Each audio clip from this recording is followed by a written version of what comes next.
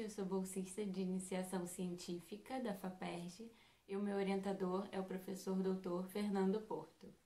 Hoje eu vou apresentar o meu projeto intitulado Manuais de Enfermagem, Cuidados na Preparação de Medicamentos, em que o objeto de estudo são os manuais de enfermagem da década de 1920, que eram utilizados no ensino da enfermagem para as enfermeiras da época.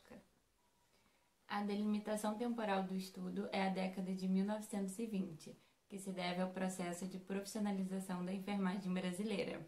E a delimitação espacial é o Distrito Federal da época, o Rio de Janeiro, que era a capital do Brasil.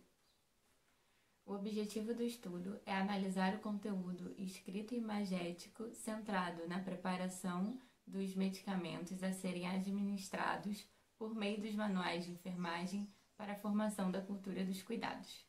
O método adotado na pesquisa é o método histórico na perspectiva cultural, onde a massa documental foi procurada no projeto Matriz e adotamos como critério de inclusão os manuais em português que atendessem à delimitação temporal e que tivessem um conteúdo sobre preparação de medicamentos. Foram encontrados um total de 39 medicamentos distribuídos em 2 manuais de enfermagem brasileiros. Um é de autoria do Dr. Adolfo Pozzolo, que é o curso de enfermeiros, e outro de autoria do Dr. Getúlio dos Santos, que é o livro do enfermeiro e da enfermeira, além de 4 imagens. Um dos resultados da pesquisa foi a confecção do quadro de medicamentos, onde foi colocado o ano, o autor, a descrição do medicamento, a paginação e a via de administração. Além do quadro demonstrativo de medicamentos, foram analisadas 4 imagens encontradas nos manuais em português, sendo elas artefatos utilizados na época para a administração de medicamentos. Esses artefatos são a máscara de éter, a máscara de clorofórmio, o tubo de clorureto de etila e, por fim, a seringa de Luer. O fluxo de administração de medicamentos ocorria através de um livro chamado Livro de Medicamentos, e nesse livro prescreviam os medicamentos, os internos e os médicos. O livro era deixado na enfermaria para que as enfermeiras pudessem fazer a administração desses medicamentos. A preparação dos medicamentos ocorria através de 2 formas. Uma delas era chamada de magistrais, que era quando os farmacêuticos preparavam os medicamentos diretamente da farmácia.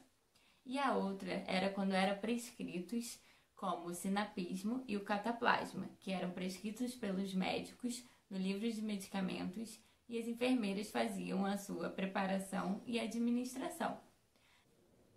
Nos manuais de enfermagem, não fica claro que as enfermeiras preparavam os medicamentos que administravam.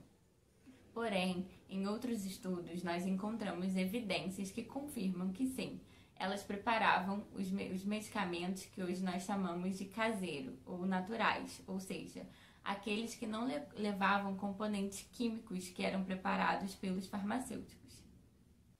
Na perspectiva da administração de medicamentos, peças publicitárias eram veiculadas nas páginas da imprensa. Podemos citar como exemplo o medicamento Lizol, que era publicizado nas páginas da revista Fonfon, muito popular na época. Tendo em vista passar credibilidade, essas peças publicitárias continham a imagem da enfermeira. Isso ratifica os ensinamentos transmitidos nos manuais consultados, inclusive os relacionados diretamente com o medicamento Lizol.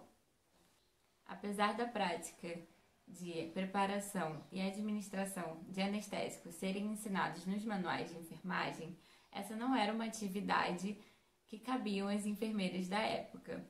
Porém, como essa atividade era ensinada pelos médicos, ela se justifica pelas enfermeiras estarem ali acompanhando nessas práticas junto deles. Então, elas deviam ter conhecimento sobre essas atividades.